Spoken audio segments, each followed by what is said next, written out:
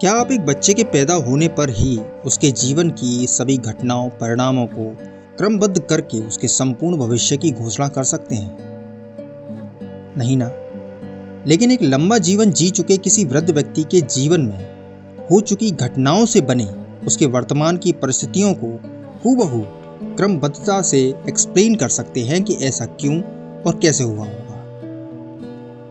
यही हमारा विज्ञान है, जो अतीत में हो चुकी घटनाओं के साक्ष्यों को क्रमबद्धता से जोड़ वर्तमान की तस्वीर की सटीक व्याख्या करता है। लेकिन एक घटना से भविष्य में होने वाली दूसरी घटना की सटीक व्याख्या कोई विज्ञान नहीं कर सकता जब तक कि वह हो न जाए। जैसे यदि आप पृथ्वी पर उस समय मौजूद होते जिस समय वह सिर्फ आग का एक गोला थी, तो निश्चित रूप से आप इसको आने वाली किसी भी घटना से नहीं जोड़ सकते थे। उसी तरह हमारा जीवन या ये भौतिक संसार का आज ये वर्तमान है, जो भूतकाल में हो चुकी लाखों घटनाओं के क्रम से बना है और जो लगातार अनिश्चित क्रम से होने वाली घटनाओं की ओर बढ़ रहा है। तो किसी हो चुकी घटना से आने वाली नई घटना या अवस्था का क्रम कैसे तय होता है और बिग बैंग से ये आज हमारे वर्तमान तक क्यों जारी है? क्या वाकई में बिग बैंग जैसी घटना ने ही समय और ब्रह्मांड की शुरुआत की थी, या वह बस एक अंत के बाद की नई शुरुआत थी? क्या मकसद था इस शुरुआत का? क्या यह जीवन को जन्म देना था, या जीवन मात्र इस शुरुआत से बने लाखों करोड़ों परिवर्तनों के क्रम की बस एक छोटी सी कड़ी है? तो क्या यह क्रम पहले से निश्चित है? यदि हाँ, तो निश्चय ही एक इकलौती महाशक्ति का वजूद है जो प्रत्येक घटना को अपने अनुसार नियंत्रित करती है। और यदि यह क्रम अनिश्चित था, तो यकीन मानिए ईश्वर के एक केंद्र होने की कल्पना भी नामुमकिन है। तो सत्य क्या है? घटनाएं कैसे नियंत्रित होती हैं जो परिवर्तनों को जन्म देती हैं? क्या मकसद है ऊर्जा के प्रवाह का इन घटनाओं के क्रम के पीछे, जो लगातार इस सृष्टि को गतिमान रखता है नए परिवर्तनों के रूप में?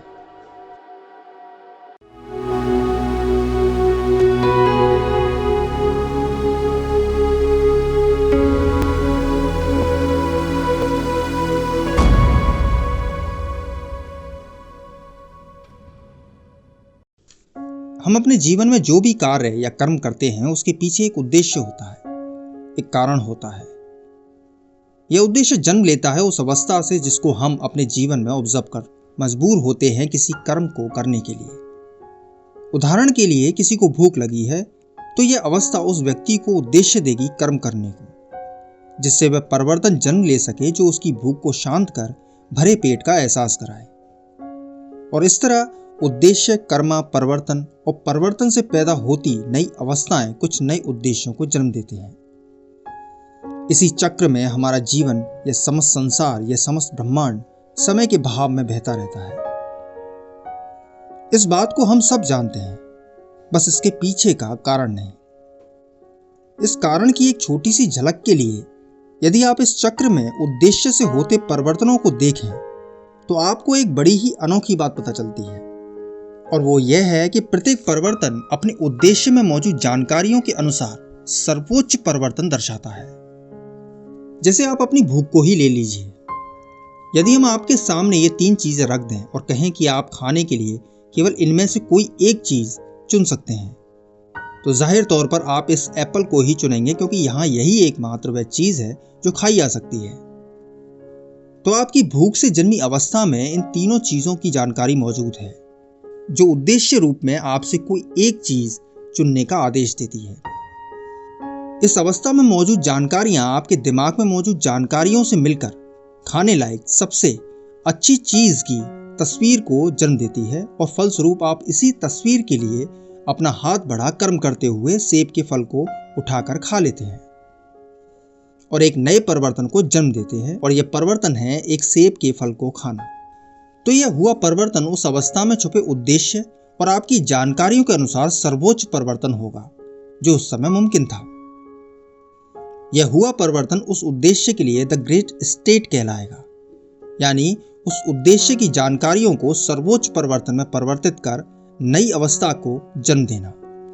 लेकिन जरूरी नहीं कि एक ही उद्देश्य 2 अलग अलग परिणामों के लिए एक ही सर्वोच्च परिवर्तन को प्राप्त करे। जैसे यदि हम एक गाय को आपके स्थान पर रख दें तो उसके उद्देश्य में छुपी जानकारियां इन तीनों चीजों को ही खाने के रूप में दर्शाएगी, परंतु इन जानकारियों का सर्वोच्च परिवर्तन गाय के पास मौजूद जानकारियों से बनने वाली अंतिम तस्वीर पर निर्भर करेगा कि वह सबसे पहले किसे खाएगी। तो दोनों ही रिजल्ट के लिए उद्देश्य एक ही है, भूख, परंतु इस उद्देश्य में छुपी जानकारियां उस रिजल्ट की जानकारियों के अनुसार परिवर्तित होती हुई एक दूसरे से पूर्णतः अलग सर्वोच्च परिवर्तन को जन्म देकर दोनों के जीवन में होने वाली अवस्थाओं के क्रम तय कर रही है। और इसी तरह इस संपूर्ण संसार में प्रत्येक परिणाम के जीवन में अवस्थाओं, घटनाओं का क्रम जारी रहता है, या यूं कहें कि यह ब्रह्मांड इसी प्रकार आज तक परिवर्तित होता आया है। और इन्हीं परिवर्तनों ने इन हजारों लाखों परिणामों को जन्म दिया है, जिसमें पृथ्वी पर विकसित हुआ जीवन भी शामिल है। यानी कि जीवन इस ब्रह्मांड की शुरुआत से आज तक जारी परिवर्तनों की लंबी श्रृंखला से निकली कई शाखाओं में से किसी एक शाखा की एक छोटी सी कड़ी है, जिसने इसी श्रृंखला में अपना योगदान देकर परिवर्तनों की श्रृंखला को आगे बढ़ाया है। हम जब इस श्रृंखला या सीरीज को देखते हैं तो इस श्रृंखला की प्रत्येक कड़ी अपनी पिछली कड़ी में मौजूद जानकारियों के सर्वोच्च परिवर्तन के कारण वजूद में आई है। या इसे हम इस तरह भी कह सकते हैं कि प्रत्येक कड़ी अपनी पिछली कड़ी की जानकारियों को फॉलो करती हुई सर्वोच्च परिवर्तन के रूप में वजूद में आई है। इसे आप अपने जीवन में होते परिवर्तनों के क्रम में भी महसूस कर सकते हैं। आपकी जीवन यात्रा में प्रत्येक परिवर्तन पिछले परिवर्तन की जानकारियों को फॉलो कर सर्वोच्च परिवर्तन के रूप में सामने आया है, जिसे आप आम भाषा में इस तरह भी कह सकते हैं कि जो भी हुआ उससे बेहतर हो ही नहीं सकता था। परंतु ठहरिए, आप इन सर्वोच्च परिवर्तनों के क्रम को खुशी या आनंद में मत खोजिए। याद रखिए, परिवर्तन सदैव सर्वोच्च होगा, परंतु इस सर्वोच्च अवस्था का आपके इमोशन से कोई लेना देना नहीं। लेकिन इस सर्वोच्च अवस्था का उचित कारण या मकसद क्या है, जिससे प्रत्येक भौतिक परिणाम की वर्तमानिक अवस्था अपनी जानकारियों के अनुसार सर्वोच्च अवस्था में ही परिवर्तित होकर अच्छे या बुरे बदलावों को जन्म देती है। इसका कारण है हमारे इस भौतिक संसार के विपक्ष में मौजूद वह ऊर्जा जो विशाल कीस के समूह के रूप में इस ब्रह्मांड के प्रत्येक परिणाम की रचना करती है, जैसा हमने भाग 1 में समझा है। जब भी आप एक अवस्था में होते परिवर्तन को देखते हैं तो वह परिवर्तन उस अवस्था को पूरा करती कीस के वाइब्रेशंस में आया बदलाव है। इस तथ्य को लगभग सभी स्पिरिचुअलिटी में यकीन रखने वाले व्यक्ति जानते हैं, परंतु इसके कारण को नहीं। जैसा हमने चैप्टर 4 में समझा है, एक की को पूरा करते अल्फा और बीटा ब्लैंक्स के पैटर्न से जनरेट होती वैल्यू उस की इंटेंसिटी दर्शाती है, जो अगली की के ब्लैंक्स के पैटर्न में बदलाव कर नई वैल्यू को जनरेट करती हुई आगे बढ़ती जाती है। कीज के बीच होते इस कम्युनिकेशन से ब्लैंक की अवस्था में आते बदलाव को ही हम बड़े स्तर पर किसी परिवर्तन के रूप में ऑब्जर्व करते हैं। लेकिन कीज के बीच होते इस कम्युनिकेशन की जो सबसे महत्वपूर्ण बात है वह यह है कि प्रत्येक की खुद तय करती है कि वह किस की से कम्युनिकेट करेगी। जैसे पिछली की से आई वैल्यू इस की के ब्लैंक की अवस्था में एक नया परिवर्तन करती है। अब क्योंकि एक परिवर्तन एक उद्देश्य भी है, तो की के ब्लैंक में हुआ यह परिवर्तन स्वतः ही एक नया उद्देश्य को दर्शाएगा, और यह उद्देश्य है इन ब्लैंक्स के कॉन्ट्रैक्शन से जन्मी नई वैल्यू से सर्वोच्च परिवर्तन को प्राप्त करना। यानी इस की से जन्मी वैल्यू उस की ओर आकर्षित होगी जिसके ब्लैंक की खास अवस्था उस खास अवस्था में परिवर्तित हो सके, जिससे निकली नई वैल्यू इस की के उद्देश्य को सर्वोच्च परिवर्तन में परिवर्तित कर सके। और यही परिवर्तन इस की के लिए द ग्रेट स्टेट या संपूर्णता कहलाएगा। यानी जब भी एक की अवस्था में नया परिवर्तन होता है तो यह परिवर्तन नई जानकारियों के रूप में उस की का चुनाव करता है, जो इन जानकारियों को सर्वोच्च परिवर्तन में परिवर्तित कर उसे संपूर्ण कर सके। इस संपूर्णता को आप इंग्लिश के एक शब्द सेटिस्फैक्शन से जोड़कर देख सकते हैं। जब भी आप किसी कार्य से जन्मे परिणाम से संतुष्ट या सेटिस्फाइड होते हैं, जहां कोई भी 19-20 की गुंजाइश ना हो, वह परिणाम आपके अनुसार बेस्ट हो, तो आप संपूर्णता को प्राप्त करते हैं, जो किसी एक समय पर आपकी जानकारियों का सर्वोच्च परिवर्तन दर्शाता है। हालांकि हमारे लिए ऐसी संपूर्णता अक्सर केवल खुशी और आनंद देने वाले परिणामों में ही है, कष्टदायक परिणामों में नहीं, परंतु आपके अभौतिक विपक्ष में मौजूद कीज के साथ ऐसा नहीं है। उन्हें हर हाल में अपनी जानकारियों को संपूर्ण करना है, भले ही इससे उसके बाकी की कीज के साथ संबंध क्यों न टूट जाए। और इसी कारण हमारे जीवन में कष्ट भी आते हैं, क्योंकि प्रत्येक अवस्था संपूर्णता दर्शाती है। जिसने पिछली अवस्था की जानकारियों को फॉलो कर नए परिवर्तन रूप में संपूर्ण किया है। इसी संपूर्णता ने पृथ्वी का विकास कर जीवन की नींव भी रखी थी, और इसी संपूर्णता ने डायनासोर्स का अंत कर हमारे लिए इस पृथ्वी पर जगह बनाई थी। यानी संपूर्णता वह मकसद है जिसके लिए यह चक्र लगातार गतिमान रहता है। अब जैसा हमने भाग 1 में जाना है, प्रत्येक की अपनी जानकारियों के सर्वोच्च परिवर्तन के लिए किसी भी अन्य की से जुड़ सकती है, चाहे वह की किसी अन्य टाइम सर्कल या किसी अन्य टाइम जोन का हिस्सा क्यों ना हो। अब क्योंकि यही कीज मिलकर एक सेल, एक इंफॉर्मेशन, एक क्लिपिंग या एक सिंगुलैरिटी की रचना करती है, तो प्रत्येक की का संपूर्णता के लिए किसी दूसरी की से होता कम्युनिकेशन दो सेल्स को, दो इंफॉर्मेशंस को, दो क्लिपिंग्स को, यहाँ तक कि दो सिंगुलैरिटीज को आपस में जोड़ता भी है और डिस्ट्रॉय भी करता है, जिससे वह संपूर्ण हो। यही कारण है कि एक सिंगुलैरिटी से जन्म लेने वाला प्रत्येक भौतिक परिणाम, जैसे मैं, आप या इस सृष्टि में मौजूद प्रत्येक परिणाम, इसी संपूर्णता के पीछे भागते हैं, चाहे वह कोई फेरी वाला हो या मल्टी बिलियनियर। आप हमेशा अपनी अवस्था की जानकारियों के सर्वोच्च परिवर्तन के लिए कर्म करते हैं, जो आपके उस कल को बनाएगा जो आपके गुजरे कल की जानकारियों को संपूर्णता के रूप में दर्शा सके। इससे कोई फर्क नहीं पड़ता कि यह संपूर्णता आनंदमय होगी, कष्टदायी होगी, अच्छी होगी या बुरी। ऊर्जा का यही उद्देश्य दो घटनाओं के बीच का क्रम तय करता है, वह क्रम जिसने इस श्रृंखला को आगे बढ़ाते हुए सृष्टि के आज इस वर्तमान की रचना की है। यही क्रम आपके या मेरे जीवन की कहानी भी लिखता है। लेकिन क्या यह क्रम निश्चित है या अनिश्चित?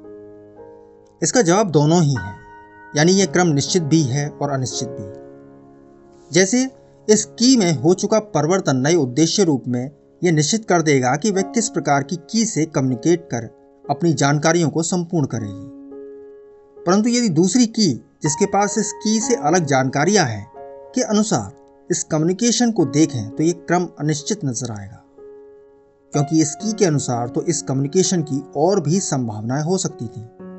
इसे आप इस उदाहरण से ही समझने की कोशिश कीजिए। आपकी जानकारियों के अनुसार सेब का फल का चुनना आपके लिए निश्चित क्रम दर्शाएगा, परंतु यदि हम एक गाय के अनुसार देखें तो आपका सेब के फल को चुनना अनिश्चित क्रम के अंतर्गत आएगा, क्योंकि गाय की जानकारियों के अनुसार ये सभी चीजें ही खाने योग्य हैं। यानी आपकी चुनने की और भी संभावनाएं हो सकती थी, परंतु आपने अनिश्चित रूप से सेब के फल को चुना। तो किसी घटना का क्रम का निश्चित या अनिश्चित होना ऑब्जर्वर की जानकारियों पर निर्भर है। यदि वह घटना का हिस्सा है तो यह क्रम निश्चित होगा, और यदि वह इसे दूर से अन्य जानकारियों के साथ देख रहा है तो यह क्रम अनिश्चित होगा। तो क्या इससे यह प्रश्न नहीं उठता कि जब हमारे या किसी भी भौतिक परिणाम के गुजर चुके जीवन में घटी घटनाएं निश्चित थीं या इससे बेहतर हो ही नहीं सकती थी, तो क्या भविष्य में होने वाली घटनाएं निश्चित नहीं? क्या इससे हम अपना भविष्य नहीं जान सकते? इसका जवाब भी हाँ भी है और ना भी। ब्रह्मांड की शुरुआत से लेकर आज के वर्तमान तक बनी परिवर्तनों की ये श्रृंखला ब्रह्मांड के शुरुआती बिंदु पर निश्चित नहीं थी। यानी शुरुआती जानकारियों को नहीं पता था कि इस लंबी श्रृंखला के इस कड़ी में जीवन का भी जन्म होगा, परंतु हाँ, इन जानकारियों का समय के एक बिंदु पर सर्वोच्च परिवर्तन जरूर निश्चित था। उसी तरह किसी भी घटना या आपके जीवन की यात्रा पूरी तरह अनिश्चित है, केवल उस पॉइंट ऑफ टाइम को छोड़कर जो सर्वोच्च परिवर्तन के रूप में आपका आने वाला पल का निर्माण करेंगे। और यह पॉइंट ऑफ टाइम है एक स्पिन साइकिल। एक स्पिन साइकिल में जब एक की के ब्लैंक्स की अवस्था पिछली की से आई वैल्यू के कारण परिवर्तित होती है, तो यह परिवर्तन तय कर देता है कि वह किस की से कम्युनिकेट करेगी। यानी एक स्पिन साइकिल के बाद एक की से जन्म लेती नई जानकारियों का एक निश्चित परिवर्तन में परिवर्तित होना उस की के लिए पूर्ण रूप से निश्चित है और अटल है। लेकिन इस निश्चित परिवर्तन को ना तो वह की और ना ही इस संपूर्ण ऊर्जा का कोई भी भाग या उस भाग से बना कोई भी भौतिक परिणाम उस स्पिन साइकिल से पहले कभी नहीं जान सकते। यही स्पिन साइकिल प्रत्येक भौतिक परिणाम के लिए उसकी इंटेंसिटी या समय में गति तय करती है। अब क्योंकि एक परिणाम जैसे आपका शरीर बहुत सी कीज का समूह है, तो आपकी प्रत्येक स्पिन साइकिल में लाखों कीज हजारों जानकारियों के रूप में प्रोसेस होती हैं। तो यदि आप अपनी किसी भी स्पिन साइकिल के बाद इन सभी कीज में जन्म ले चुकी नई जानकारियों को समझ सकते हैं और इन जानकारियों को किसी निश्चित परिवर्तन से जोड़ सकते हैं, तो बेशक आप अपने आने वाले भविष्य की सटीक गणना कर सकते हैं। लेकिन क्योंकि आपकी चेतना केवल संपूर्ण परिणामों को ही ऑब्जर्व कर सकती है, उस परिणाम को पूरा करती कीज का नहीं, तो प्रत्येक की के केंद्र में छुपी जानकारियों तक पहुंचना और समझना पूरी तरह नामुमकिन हो जाता है। और इस प्रकार इस संपूर्ण सृष्टि और हमारा जीवन निश्चित होते हुए भी अनिश्चित परिवर्तनों की ओर लगातार बढ़ता जाता है। प्रत्येक स्पिन साइकिल एक उद्देश्य को परिवर्तन से जोड़ संपूर्ण करती है और इसी तरह करोड़ों अरबों परिवर्तनों ने इस श्रृंखला को जन्म देकर हमारे आज का निर्माण किया है। परंतु यह जरूरी नहीं कि इस श्रृंखला का शुरुआती बिंदु ब्रह्मांड और समय की शुरुआत ही दर्शाता है। हो सकता है ब्रह्मांड की शुरुआत इन्हीं में से किसी कड़ी में हुई हो और उसके पहले कुछ और रहा हो, यानी इस ब्रह्मांड का जन्म इस कड़ी के उद्देश्य का नया संपूर्ण परिवर्तन हो, जो एक अंत के बाद की नई शुरुआत थी। ठीक उसी प्रकार जिस प्रकार डायनासोर्स के बाद हमारी शुरुआत है। परंतु एक अंतिम सवाल अब भी है, यह संपूर्णता है क्या और क्यों एटर्निटी का प्रत्येक पार्टिकल और इन पार्टिकल से बना प्रत्येक भौतिक पक्ष इसके पीछे भागता है? क्योंकि प्रत्येक उद्देश्य नए परिवर्तन में परिवर्तित होकर संपूर्ण तो हो जाता है, परंतु हुआ नया परिवर्तन फिर एक उद्देश्य दर्शाता है और इस तरह यह चक्र लगातार आज तक घूमता आया है। लेकिन क्या इसका कोई अंत है या ये परिवर्तन यूं ही जारी रहेंगे? एक दिन यह सृष्टि भी नष्ट हो जाएगी और कुछ नया जन्म लेगा, या कहीं कुछ और अंतिम परिवर्तन है जिसका ना कोई उद्देश्य होगा और ना ही नए परिवर्तन की आवश्यकता, जो संपूर्णता के सर्वोच्च शिखर परम संपूर्णता की रचना कर इस एटर्निटी वक्त की धारा और इस भौतिक जगत को मुक्त कर देगी इस चक्र से।